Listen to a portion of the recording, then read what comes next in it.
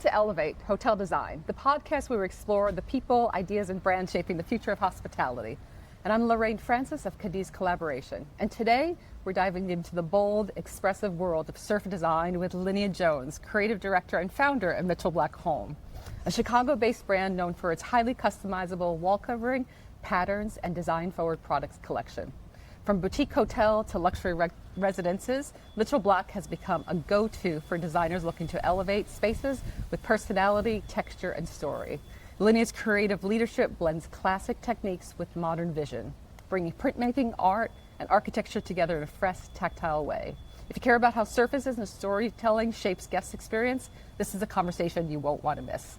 Welcome, welcome. Thanks so much for coming here. For me coming here, for visiting my you. pleasure. Yeah. I'm so glad to have you here, visiting us in Ravenswood. I know. And it's been, for me, I don't know, we've been started this podcast a year ago, and it's been really just interesting, like going to people's spaces. It's our first time, like, being in a different city, so I'm cool that it's visiting, but I was like, you're here, so this is good. So we're in Ravenswood? Yes. Chicago. Yes, in Chicago. Yeah, this is a great area. It's I wouldn't say very industrial, but a lot of manufacturers are here. Yeah.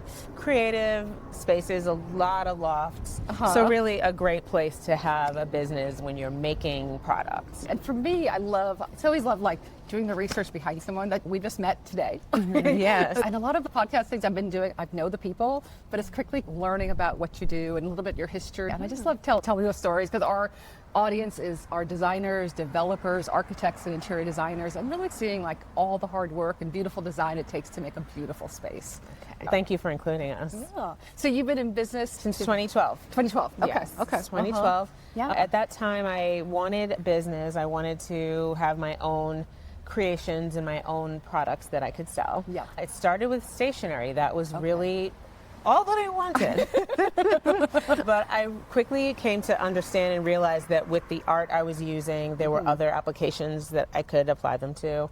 We ended up growing the stationery line into also having porcelain products. Okay.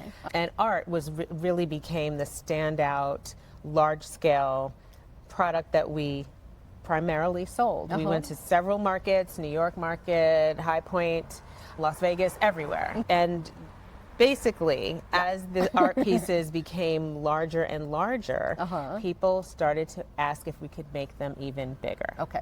So 7 foot by 9 foot peacock cut into 9 different panels of art, and they're like, can you make it bigger? I said, what do these people want? Exactly. Wallpaper?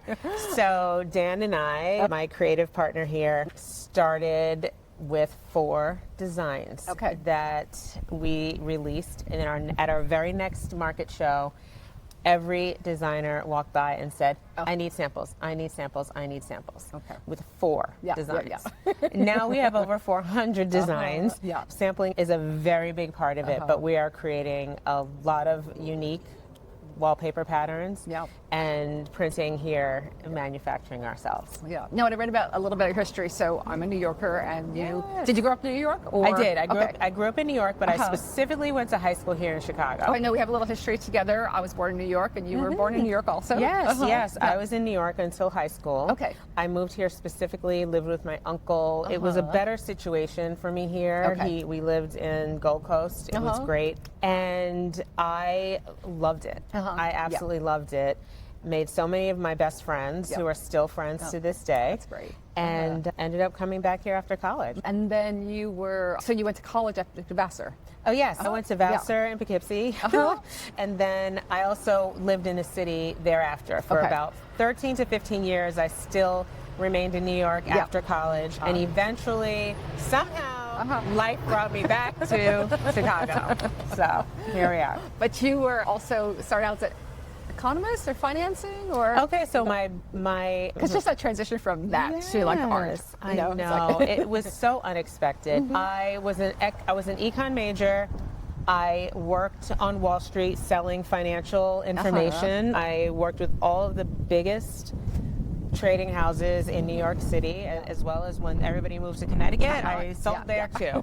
But long story short, As I came here to Chicago, I started working for my family. We had an investment company, and I began managing a lot of real estate. The decorating of the new properties became my favorite part of work. Oh, okay. And did you guys own a lot more real estate in like residential or mixed use? Residential, strictly residential. So then you were starting to do the renovation of those properties. Exactly. Finally culminating in the design and build from the ground up. We had done a couple of condos here in Chicago from Gray Space, but then in Martha's Vineyard, we ended up buying up a lot, plots, acres, and building a house there. And it just, now it's just, this is all I ever want to do. Actually, going back to high school, I wanted to be an architect. That's what I wanted to do entering college. I get that a lot at dinner parties. Do you? I mean, like finance people, oh, I wanted to study architecture. I'm like, you do? And it's just really... The thing that stopped me at the time, and even now, I cannot draw to save my life. And I didn't realize that architecture was very much a graphic medium and practice that you could have assistance with that I probably should have done a little bit more research. But nonetheless, it all worked out the way it should have. And I came around to deciding I really love to be in the interior space. And outside of being an interior designer, what could I do? And this ended up being it. Now, when I think like interior spaces, it's what we're in every day. And it's such a great storytelling of feeling a space. We're getting excited about it. So I feel like that's something beautiful about being able to bring that gift to people. So as like me, I think I'm like a joy maker. So I'm here to bring like joy to people. So it's actually a beautiful medium to work in. I completely agree with that. I think it's pressure filled sometimes because I think people expect something from you. They're just like, oh, don't come to my house. It's a mess. Or you're going to, and I'm just like, no, your house is wonderful. Your house is wonderful. But also, I think that it is the most joy-making thing that I've been involved in outside of my kids and my husband and my dog. So your new dog. My new dog. He's so sweet, Benny.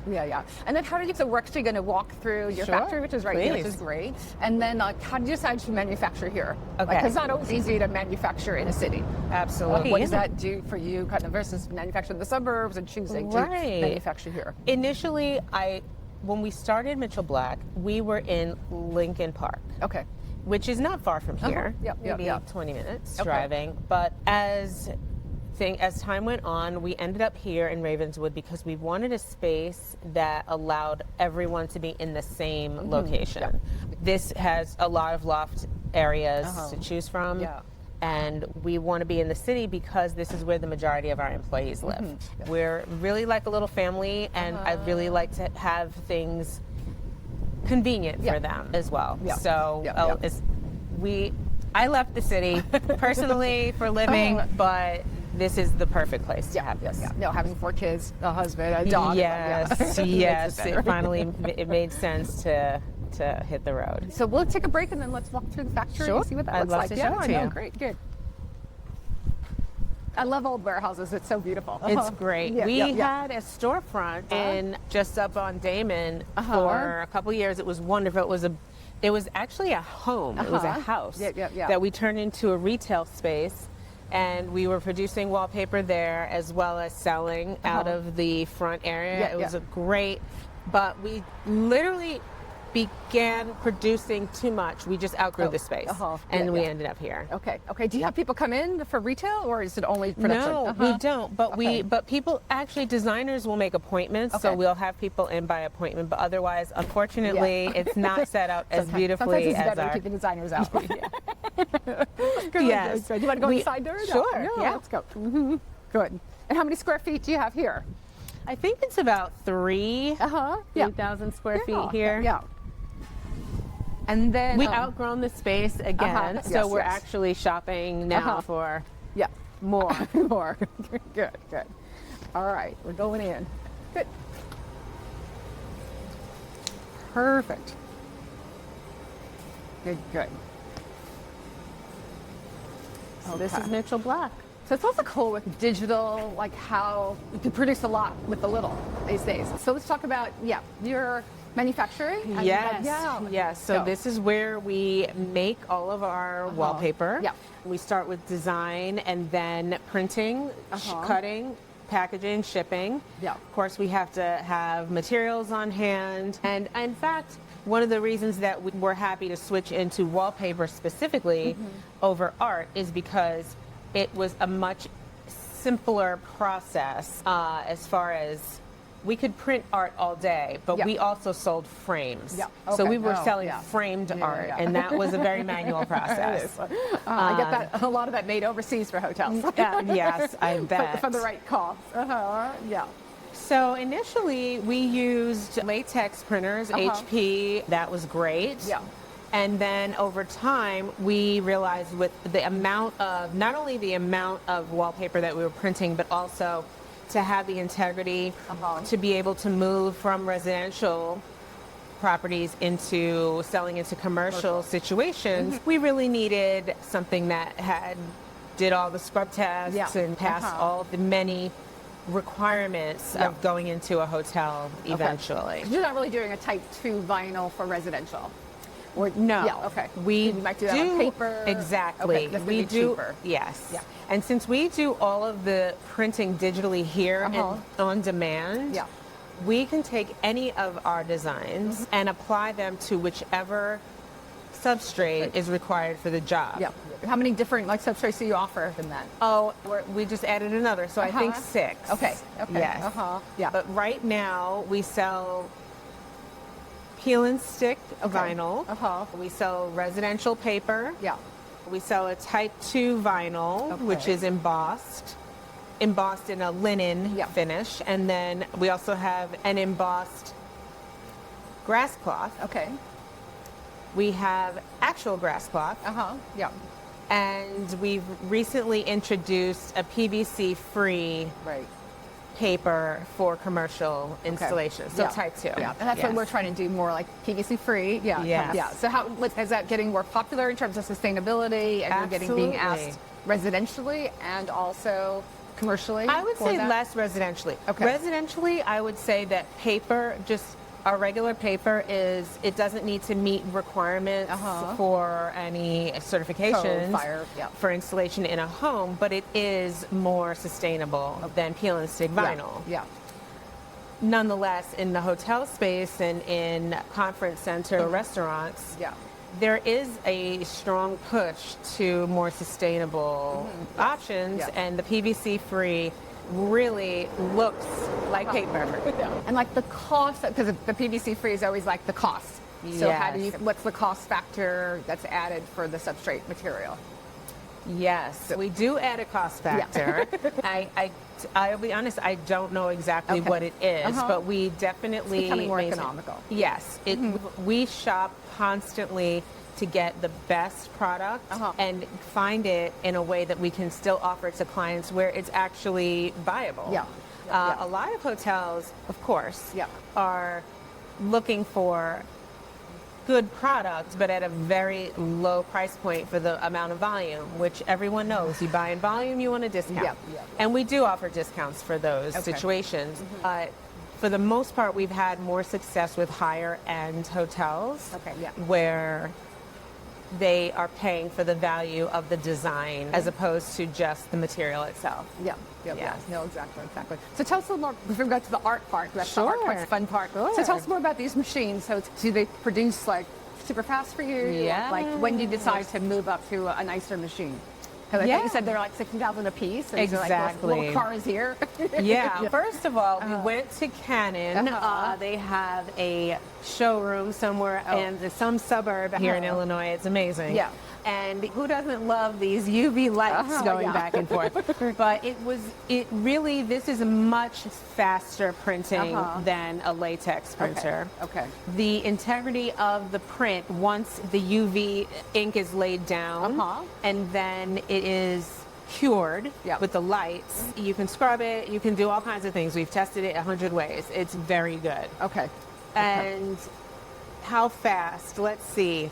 We can do a bolt. For us, we buy our bolts of paper at, I would just say, at a quantity where humans can pick it up and load it. So other places might have machines and they can drive a robotics. big, right. You're We not don't there have yet. any of that.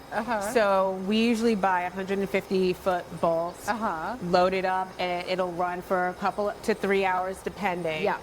And then we'll cut it. But one thing I would say, the more ink you're laying down, the longer it takes. Yes. Okay. So if we do a pattern that has minimal ink, that is going to be much faster. Okay.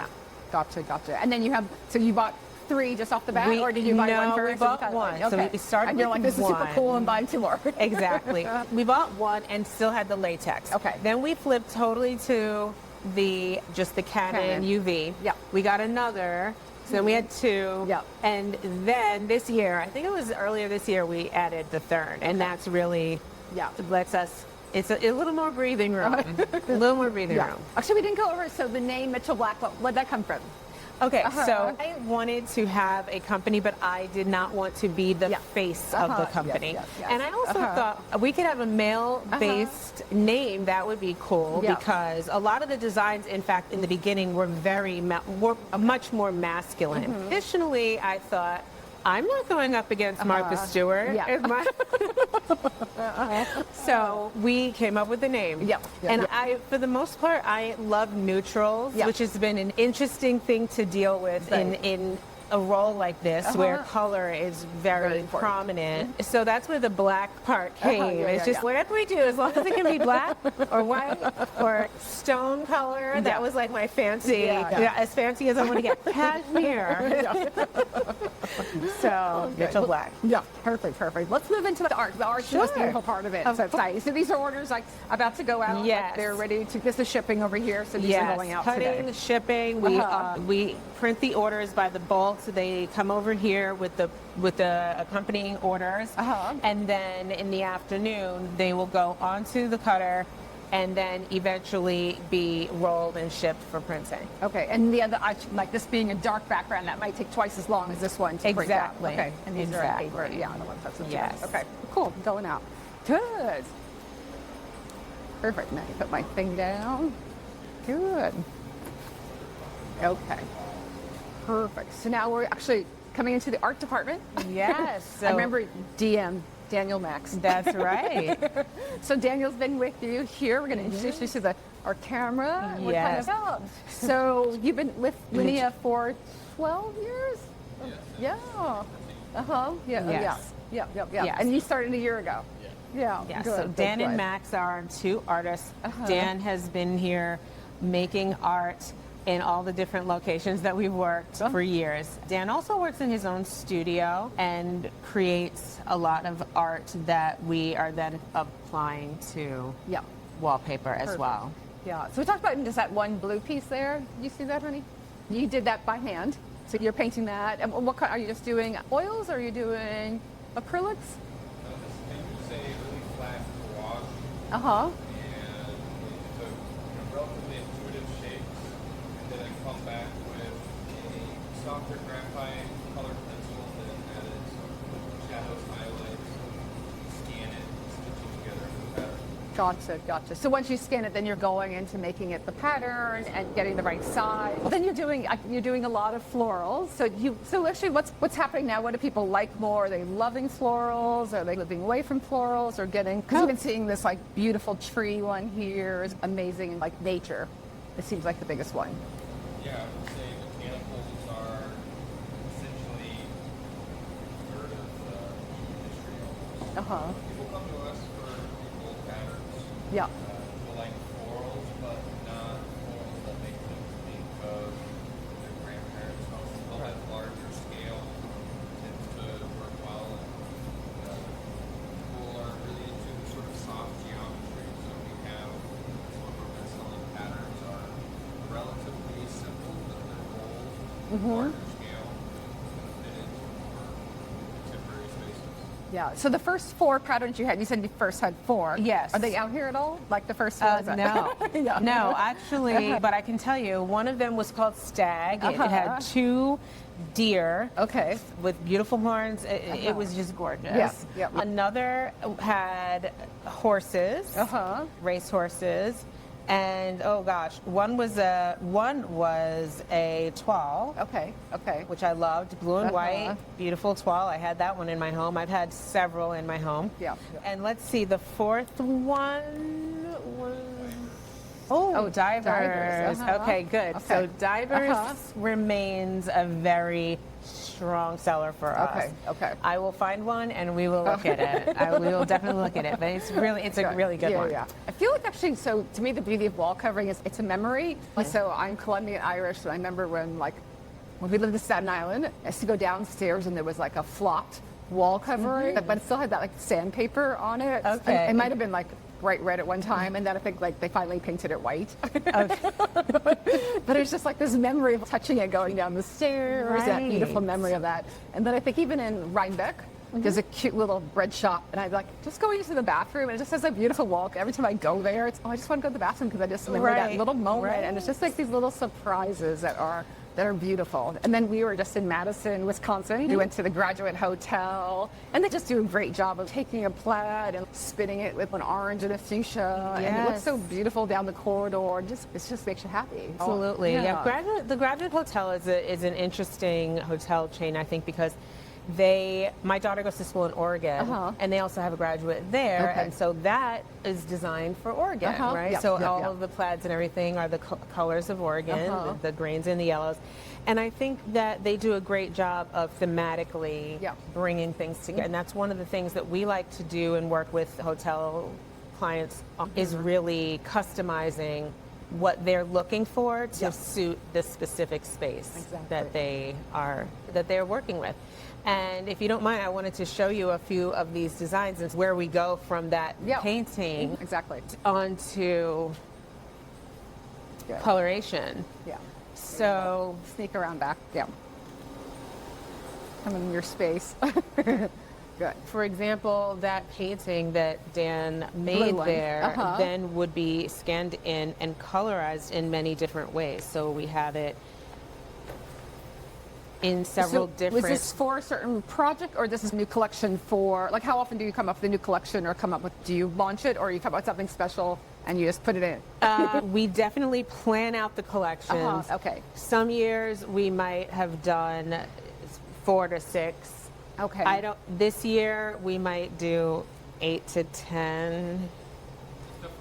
A lot. It's been great because, of course, now having Max on board, we can work more efficiently in getting things out the door. But as you can see, that one painting can turn into 10 different that's cool to colorations. See that kind of combination of that. Yeah, that's cool. And our customers know that we do custom coloration. So even if they ordered a sample in this pink, might come back and say, I'm using Sherwin-Williams color XYZ, and then we will color match it to meet them. And what's the extra cost for that, or kind of is that a convenience, or they just send you a Pantone color? Well, or there is a cost depending on the amount of work. So if it's one color change, then that's one price. If we're changing 4 different colors in this, and that might be a different price. Yeah.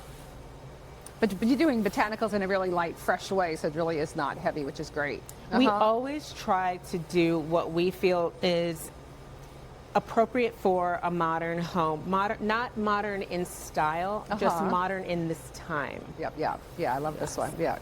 It's good colors. And I have to tell you, they get more and more beautiful, and it's so hard to decide. Yeah, I know. But Dan, being the art director, has a really good idea of what we have already in the collection and what we need, what we're missing, what we'd like to see to really round out the offerings, and that's how we will, at this point, determine a collection and move forward with it. So before, when you did, so I feel like I see a tiger there. Yeah. So where do you get, even I use Aztec a little bit, I use Philip Jeffries a little bit, because they're a little bit more commercial. So that's when we found out about your company and how you're getting more into commercial. But Aztec has their flying monkeys. I use it a little, like whatever their hotel is, that's quirky. So the Moxie, we did the Moxie Santa Barbara. We had they were like, we have to have the flying monkeys. And I'm like, all right, I have flying monkeys in the bathroom. Love it. But do you get inspiration from that and create something wild from that? Well, we like to make bold statements. So I would 100% be honest in saying this is more of a this is a more laborious process because this is what many people want. But what we really want are the tigers or some of the more outlandish things that we've done. We've had a wallpaper where there are people dressed in Victorian garb, like pulling and making hair or hairdos or applying makeup, just like weird little vignettes. And that's more our style. Something that is more memorable, but we definitely bring an idea of, would someone use this today in a home, and would they love it forever? It's sometimes special, even like with the graduate in Madison the other day, it's like the bathroom, it's kind of just like, it looks like little circles, and then they're all little faces. And then it's like when you sit down in the toilet and you're kind of like, oh, look at this, all these little faces. But you don't really notice it. So it's a beauty thing. You just like, and all the detail that goes into that to see that. But from afar, it just looks like little circles. It's like a beautiful thing. Yes. How do you do your research, and where do you go? Do you travel a lot? Like, where do you get, like, where do you find your research? Besides going to archives that you can, but if you're traveling. Well, as it turned out, I realized that since I was a child, I have been reading Architectural Digest magazine, and I love it to the point where I cannot throw them away. I have hundreds, maybe 1,000 of them. But Team dog ear also. I'm a big dog ear. You know what I do? A lot of times I will end up like cutting some out. So I have certain ones that are special, but I still have the magazine itself. But yes, I've traveled quite a bit. I love a fancy hotel. The joy of my life. Sometimes I'll get to a hotel and I'll think, oh, they don't have wallpaper here. But it's still, it's nice, but I really wanted to see the wallpaper. But I do take photos of almost every hotel room I go to, the lobbies. I like to be inspired, but I definitely, again, we think of what do we want to bring to the world that hasn't already been done? That's the general theme and goal of our design team. No, exactly. Yeah, no, I do that also. I like walk in the room, put my bags up with my husband, don't touch the room. It's like, stop. Like, do my whole photo series. I'm like, okay, now you can go. Yes. It is. Those memorable moments and stuff like that. But we do like to have a lot of, we love the light colored patterns. We love dark as well. We that moodiness. Sort of have a lot of things that are just give a little more, moodiness. Do you collaborate with other designers, or how do you create new, do you do anything like with residential designers or any kind of like more commercial or hospitality designers, or you just wait for those projects to come along?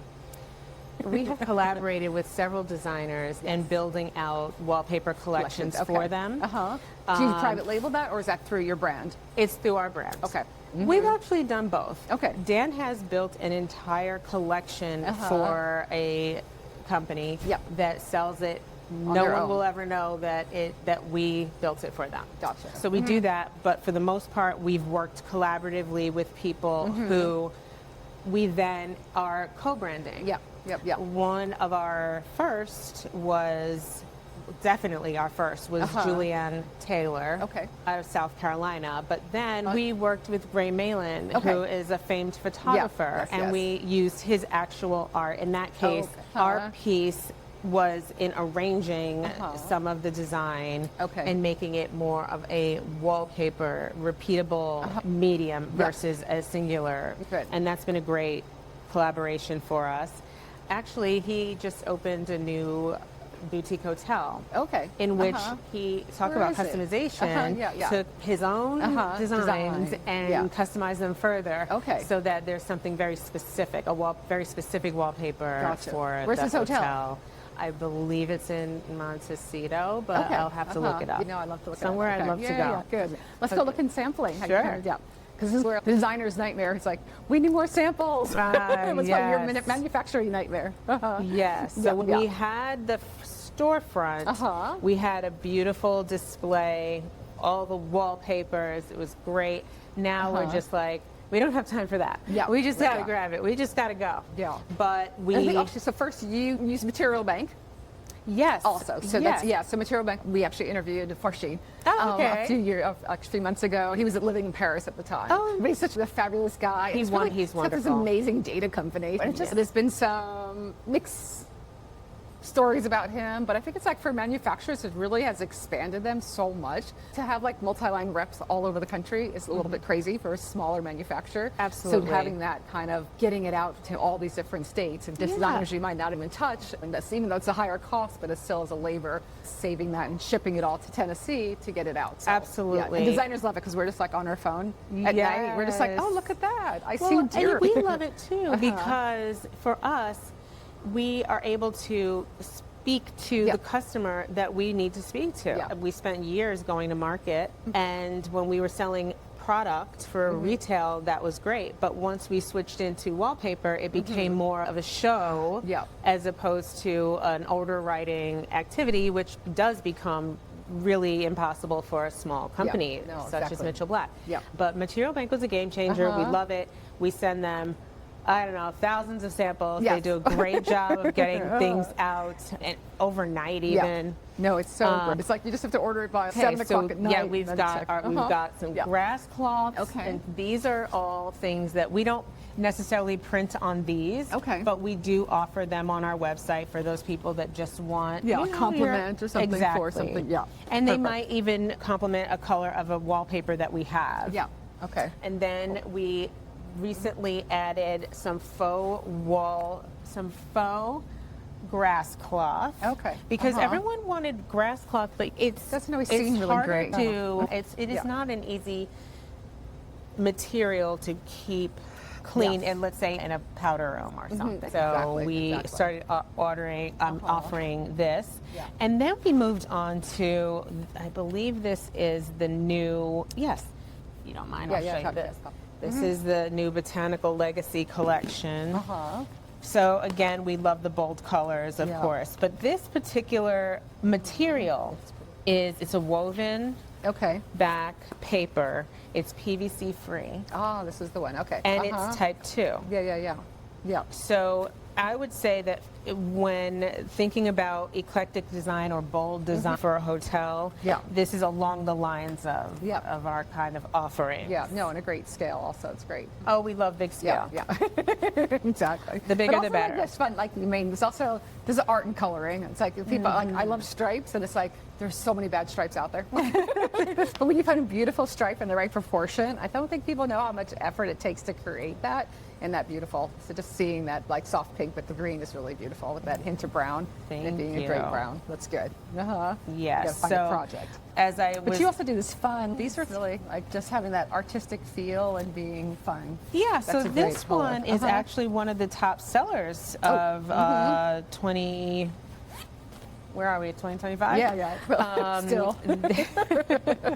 This pattern, Flourish, it comes in several different colors, but this is a collaboration we did with Natalie Papier, and she's just great and has a great following. And the art itself, I think the scale, the fact that it's artistic flowers, a lot of this might look more graphic, and this is more obviously hand-drawn with the mix of the graphic. It's just coming together in a really great way. People are really responding to it. So one of my side things, I'm a flower farmer. Oh, really? So I'm a lavender farm in Hood River, Oregon, and actually in October I'm planting like 100 peonies. So peonies are my favorite flower. And they're super easy. They're like deer and rabbit resistant and drought tolerant, and it really works well with lavender. So I'm trying to figure that out. That's kind of like the whole thing of the peony shape, and kind of it's beautiful.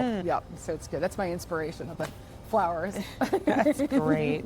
A lot of different styles, in here, but this in particular is a basket of samples of the new substrate. Are you doing, so also woods have been popular, so I see this is like an interpretation of kind of playing off wood. Yes, this in fact is a new collection that we're working on. It's being released in October.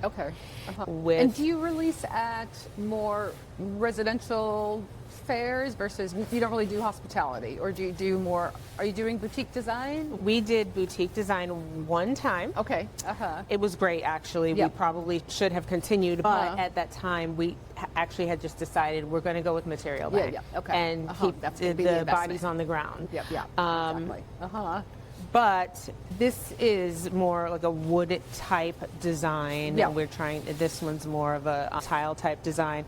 These are designs by a new artist, new to us. Yep. Not a new artist, but he's new to us as a collaborator named Norman Wyatt. Okay. And so this is a preview of October. Yeah. So when you launch, then you're launching just new on Material Bank, or you're launching. Who else is Brian taking it out there, or who else gets it out there? Or what So shows? what we would do is we specifically would launch via ads on Google, would launch it in Instagram and Facebook, and then we will send samples out to our very large database of customers. Okay. That's generally how we get the word out. Yep. Okay. And then they'll be added to Material Bank as well. Good. Yeah. These are fun. Yeah. What's happening? What's the story between some of these? It's just like a graphic. We're waiting for the story. Okay.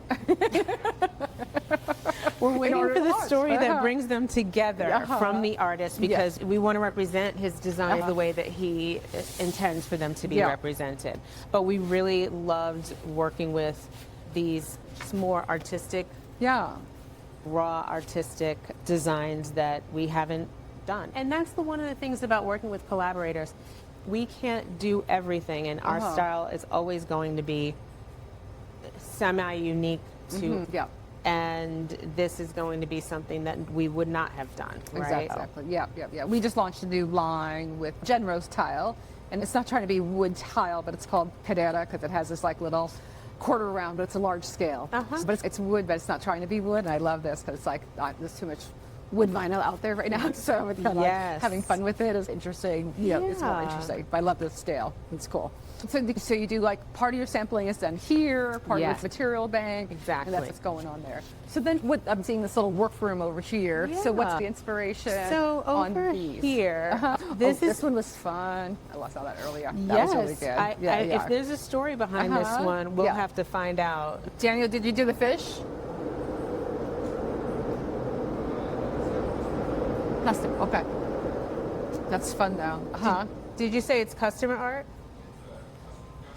Oh, custom job. For what kind of project is it for? Oh, restaurant. Okay. Yeah, that's fun. Now, in this case being custom, did they provide the art, or did we make the art for the space? Okay. Okay. Yeah. No, and I think it's one of those things like it's hard to hire artists to do a whole wall. So it's like that whole fun thing is like to be able to do this at a smaller scale and expand that. So it's like so much impact and color and beauty. So it's really beautiful. Absolutely. And then changing the scale of it. And in some walls, you could shrink the scale on other walls down to those little circle faces. We love that. Yeah.